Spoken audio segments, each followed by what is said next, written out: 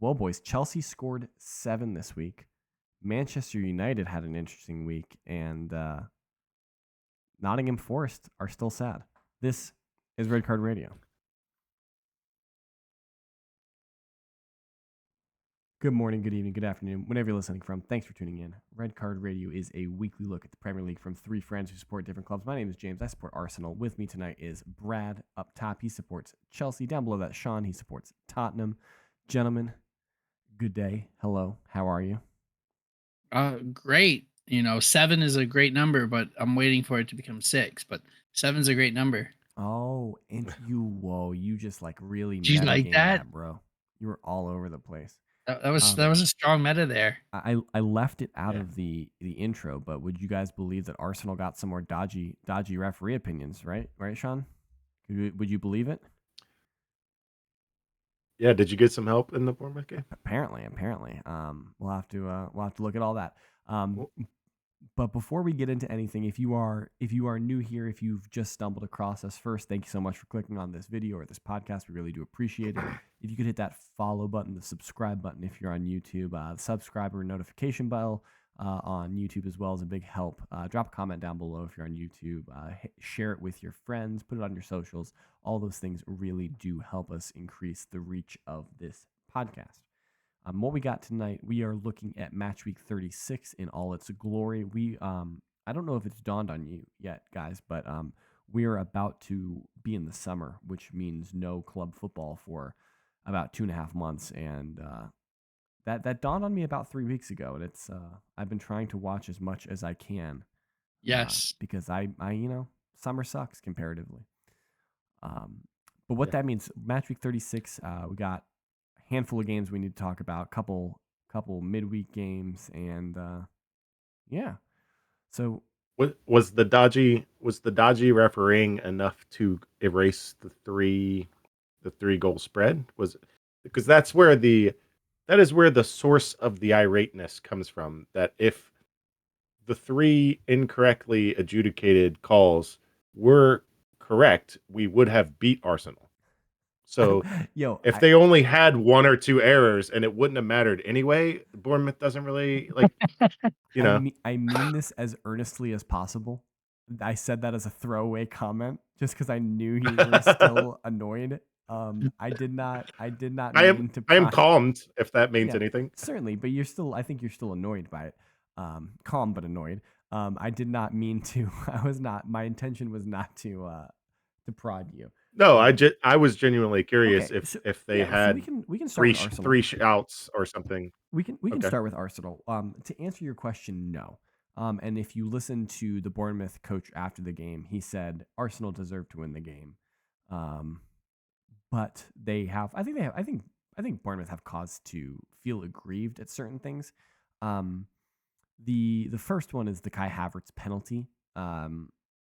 Yeah. Travers comes out to close down Kai Havertz, and Kai Havertz drags his foot to initiate contact. And like I said in my text messages to you guys this weekend, I don't think it's a penalty. I think that Havertz initiates the contact. I don't think it should have been a penalty.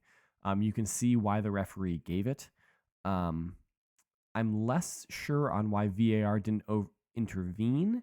But I can also understand why VAR didn't intervene. Like, I think that that's the more cowardice of the situation, that VAR should have at least advised him to take a look at it again. But the problem is that we've kind of come to this area with VAR where if the VAR is recommending that the referee look at it again, that means the VAR thinks you screwed up, not so much that the VAR thinks you should overturn the call. We very rarely see referees go to the screen and stick with their decision. That almost never happens. And until that becomes commonplace, then we won't see referees sent to the screen to take a look at a decision to decide whether or not they think their first decision was correct or not. We did have it correct, and we had that in the Spurs Arsenal game where the kick to Davies, where it was one of the shortest VARs of all time. He walked over to the screen, caught one look at it, and was like, "Yeah, I got it wrong. All right, here you go, penalty." I mean, that's because Michael Oliver knows he got it wrong in the first place. He was staring at the play, and either forgot to blow his whistle or was too afraid to blow his whistle or something. And so he knows that when VAR intervenes, he's like, yeah, I've seen this. I know it's a penalty. Yeah, and when it's as clear and obvious as that, then obviously. What were we going to say, Brad? What's the point of VAR if they didn't overturn or they didn't have him go to the monitor to see Havertz's dive? I don't know. That's literally the question. I'd rather not have VAR if this is where we're at. If there's even hints of refs aren't making calls because they know VAR will do it for them. Well, I don't don't think that's the situation in this one. I think it's No. rather that there is contact and the VAR is like, is it a clear and there's the issue with this whole like you need to reach a clear and obvious threshold. It's awkward because like what does clear and obvious mean? What they need to do is like write down what is and isn't fouls. Like the NFL does a fantastic job with their VAR. Like we know exactly, they say, hey, this is going to be the rule this year. This is what we're looking at. This is what we're following. Yeah. And that's what it is. Yeah. The problem is that they just make it up as they go. The PGMOL makes it up as they go. And here's a perfect example of it. In the second half, Bournemouth score a goal only to have it chalked off because the referee called a foul. In the build-up, Solanke apparently fouls David Raya. They claim that Solanke shoved him or pushed him, whatever.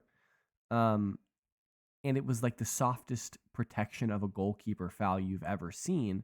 And then you kind of think about that and you're like, okay, that used to be a foul. Like 5 years ago, that would have been a foul. But then you think about what they're not calling on goalkeepers on corners right now. Yeah. Like how did and the irony of it is that Ben White is the one that gets away with it the most on corners. Yes. Of causing the goalkeeper to have a hard time. And then Arsenal benefited from a goal being disallowed for a foul on the goalkeeper. So that's an ironic aspect of it. I also don't think that was a foul. So I think if you take away the penalty for Havertz and you give Bournemouth a goal, though I admit you can't do this. It's still 2-1. Not the way it works. But yeah, it would have been 2-1, and Arsenal still would have deserved to win the game. An unintended byproduct of replay in the NFL was that on just about every fumble that is not recovered by the offensive team, they just let it play. Because if they know that it will always come back and they can't unlet them play, but they can take away the recovery. So they almost every time they just let it go and they don't make a call. Which is why I'm fine with like the offsides not being called right when it's offsides.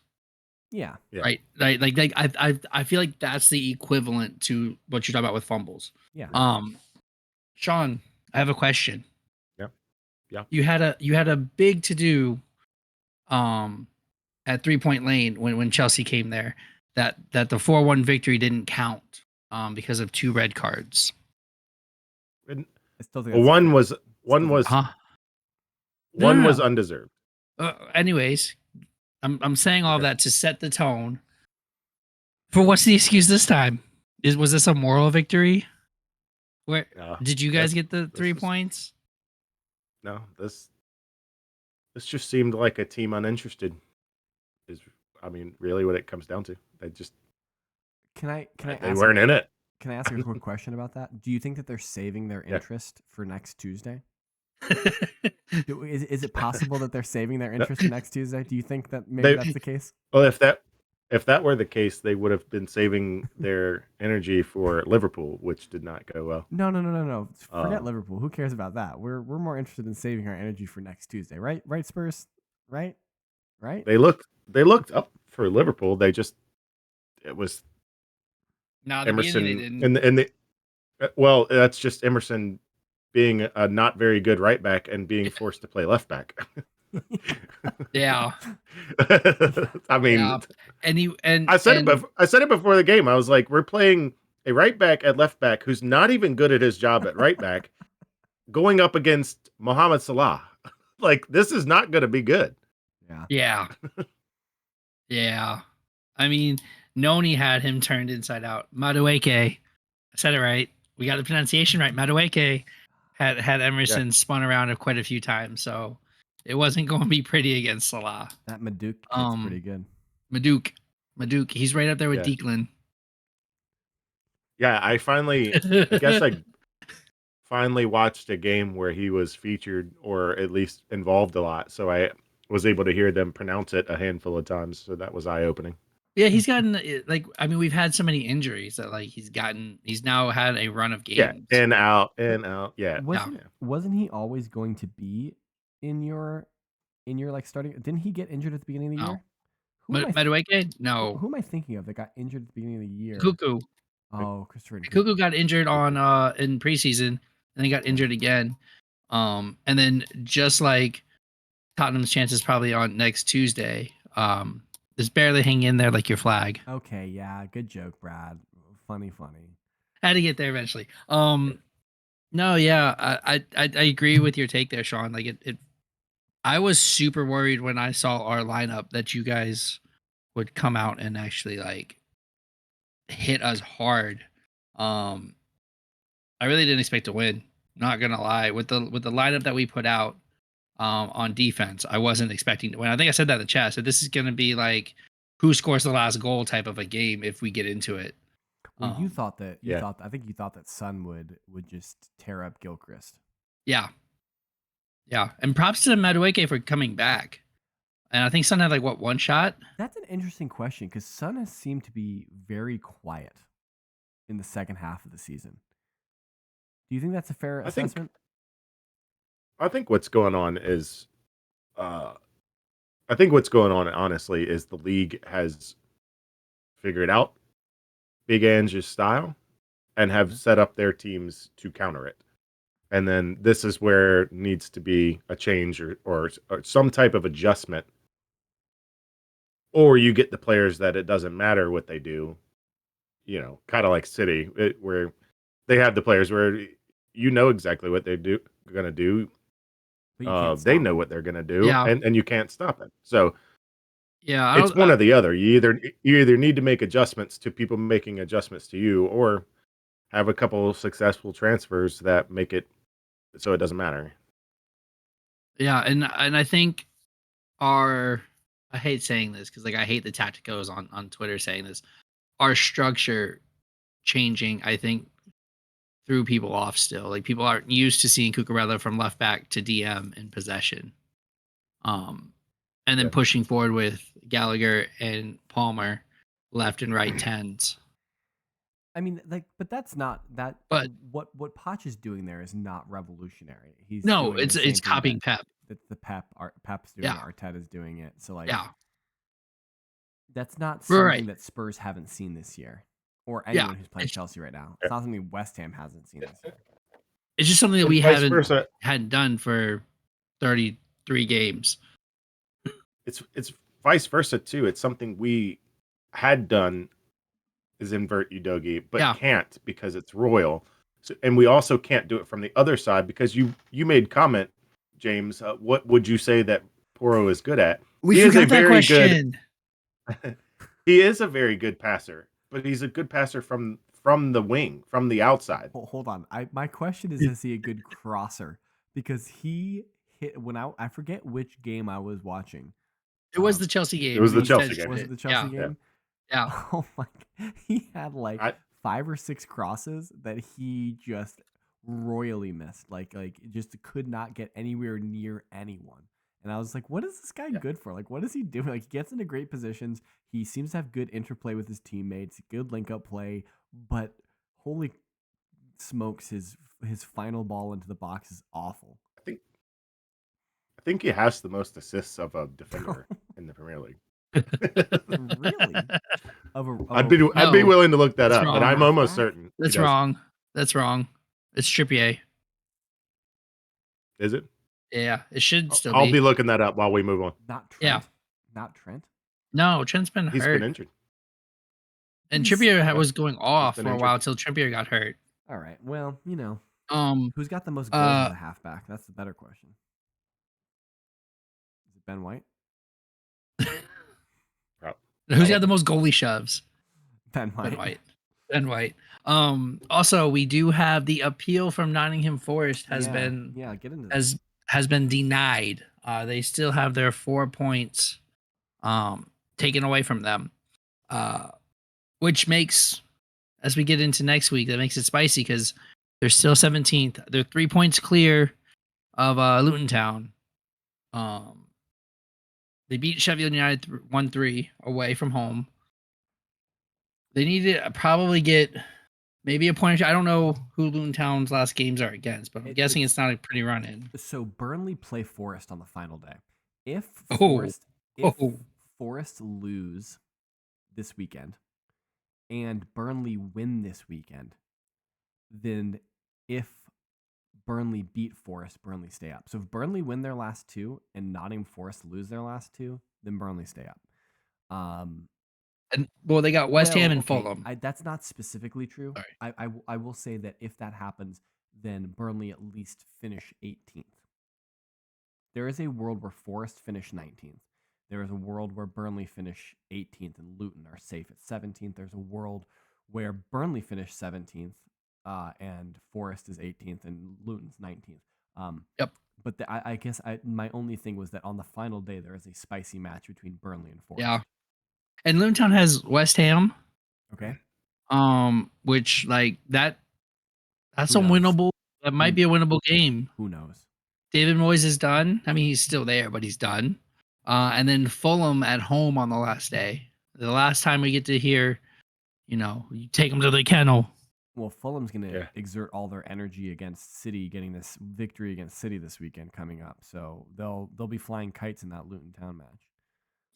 That's spicy. To get the Nottingham Forest does have the best. Waiting on.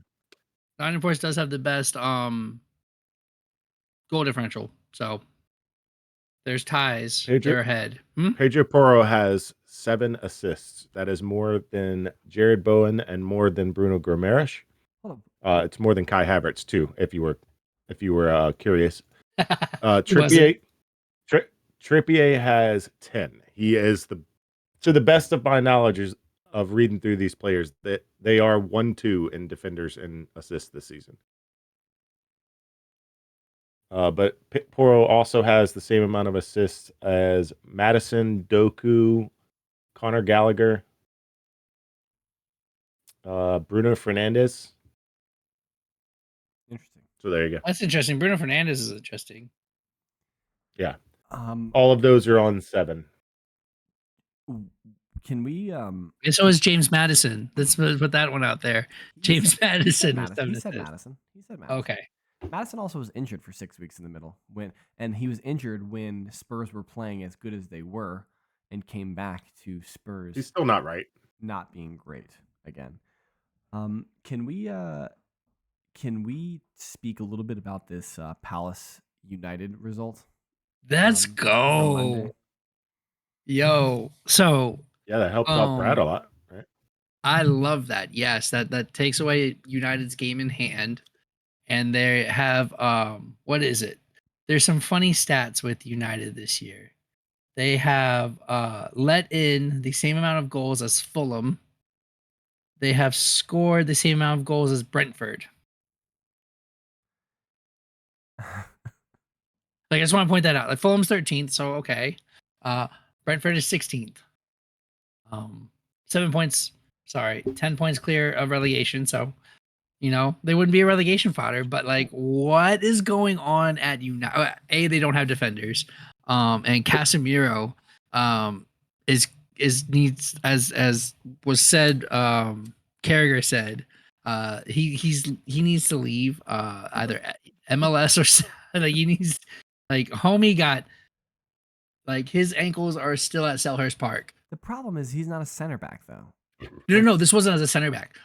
He was not in the center back position. He was up like as like a CDM and like at least just like a smallest juke ever. And Casemiro ate it for that first goal. Casemiro is what, like 36?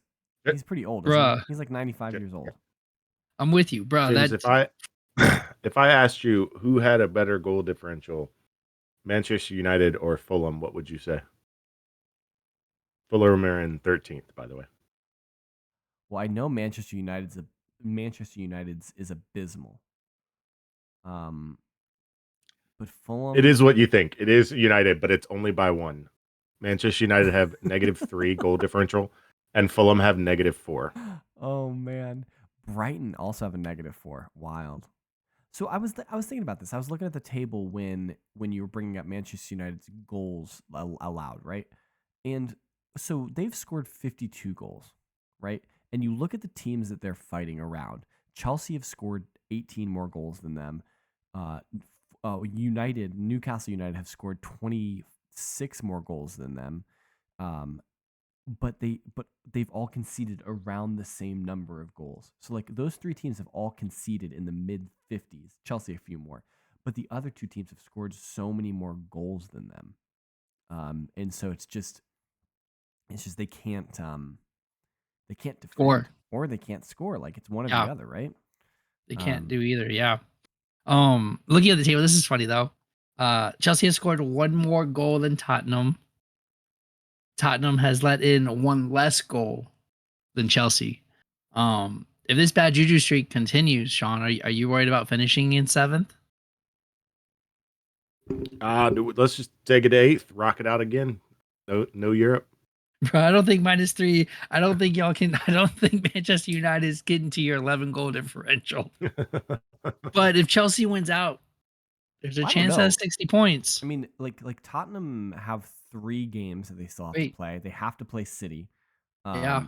And so like there's not there is a world where Tottenham. I mean, the problem is Tottenham are gonna score a handful of goals this weekend. Before we talk about that in earnest, let's think about this. You brought up the United loss because it helped Chelsea. Yes. This is the battle did. for the final Europa League spot in 6th and potentially the final the singular Conference League position for 7th. Now, if Or Manchester Conference League is 6th. Sorry. why would Conference League ever be 6th? Because if Manchester United win the FA Cup, they get the Europa League spot, and then 5th gets Europa League, and 6th gets Conference League. Okay, all right, sure, okay. Sorry. I thought Not that does the League Cup confer it's Conference League? Conference League. Yep. Oh, okay. But since Liverpool already have Champions League confirmed, then okay, all right, I'm tracking. Okay, so yeah, if Manchester United win the FA Cup against Manchester City, then they would be automatic qualifiers to the Europa League, which would leave 6th and 7th available for something. No, Maybe Forest 7th would not. Yeah. 6th. 6th would be where it cuts off at. Yeah, okay, yeah, you're right. So this does have a lot of implications because now Chelsea is even on points with United, but a vastly superior goal difference, 14 goals Yep. better. So how confident are you going into the final 3 matches that Chelsea have that Chelsea will finish in 6th or 7th? In 6th, I actually feel confident. Okay, so you feel confident that Chelsea are going to overtake Newcastle. Yep. And United's going to do it for us. Because United is going to beat Newcastle. Yes. So actually, this is to go another off branch, right? I was really as trying to stay Tottenham, on branch I as know, possible. I know. As Tottenham were to the Premier League trophy because they played all 3 teams at the end here: the City, Liverpool, Arsenal. Brighton is to 6th place. Got it. They play Newcastle, Chelsea, United. As their final 3 games? That's Right? their final 3 games. Oh, man, that's an awful run-in. Yes. And so Brighton's going to make the decision on what's what. But no, I think Forest is a winnable game. I think Brighton is a winnable game. I think Bournemouth is a win. Do you think that this more has to come down to the fact that Chelsea's confident again, and now that they're smelling that possibility that they could end the season on a high, that they're up And we for have it? this, and we have the same, like we have an 11 now, kind of. Defenders kind of flip flops. Like Thiago Silva's probably going to play, definitely the last game. So our defend might change, but the front 7, sorry, I saw hilarious like just statistic that since Enzo Fernandez has gone out of the team, you guys have won like 4 Yeah. straight or something like that, 3 straight or something like. We've won a ton. Yeah, we've won a much. It's when Enzo doesn't play, Chelsea win. yeah. I think Enzo has like a 14% win percentage for Chelsea. It's higher. That's like 40, maybe. No, I don't think so, Brad. I think Maybe it's 30. It might be in the 30s. I'm not sure. I thought I was But pretty confident. I think he's okay. Well, we'll get into that, but anyways, I'll look that stat up and see if I can find it. For you separately. Crystal Palace wrecked Manchester United. Ten Hag wasn't even out for the third goal after halftime. Like, bro, if you don't care, then just say you don't care. If you want to go to Bayern, tell us, hey, the Bayern job, I would like that. Is he getting? Is that what's happening? Is he I don't know. That's a getting- rumor. That's a rumor. But I mean, like that would be Whoever that would Bayern be, talks to, they're like, nah, I don't want to go there. yeah, that would be Bayern Munich's like 4th choice coach. 7th. Like They they've got to be like 7th. yeah, they're real deep on that. Just real quick, you guys think he gets fired? Ten Hag, even if he wins the FA Cup, you think he gets fired? Yeah. Sean? Probably, yeah. Yeah, it kind of seems that way. New owners just want to start fresh. It's kind of what it seems like is happening here. And this team just isn't doing anything. Well, we will have, more likely than not, we will have history in the last few weeks, no matter what. Okay, tell me. Sheffield currently have conceded 100 goals. Currently, the most conceded in Premier League history is also 100, and that was done in 1993 and 1994. The first, I believe that's the second season of the inception of the Premier League, and in those first 2 seasons, they played 42 games. So an absolutely incredible run for Sheffield to do it in only 38. Actually, they're actually at 100. Done it in 36. In 36 games. So realistically, they will concede a goal in the next 2 weeks. We will have a new champion of suck. Champion of suck. I like Yo, Sheffield United is 5 points above the worst team ever in the Premier League. That's So is Burnley. So no, 11 points is the lowest, and Sheffield United's on 16. is that Derby? Yeah. That was Norwich, I thought, or Derby. I thought it was Derby County. Hey, do you want to know when their last point was? Sheffield United? Yeah. Probably Tottenham, since you're making a joke. Chelsea. All right, that's all we're doing. Check back tomorrow. We will be picking games for this upcoming week. We got match week 37 has a handful of games because everybody's got to get to 37 games played before the final weekend. That's coming up here in about 2 weeks. So check back tomorrow. We will have the picks for you. We'll go over where everyone is, who had a good week last week picking games, who had a torrid week. And we would love to hear from you guys. Drop a comment down below on this video. Hit us up on socials. That guy up top is at KSBradG. Down on the bottom, that's at Whiteheart_Sean. I'm at James Tiffany. Collectively, we can be reached at redcard_radio. And check back tomorrow. We will have those picks for you, and we will see you then. Until then, have a good one.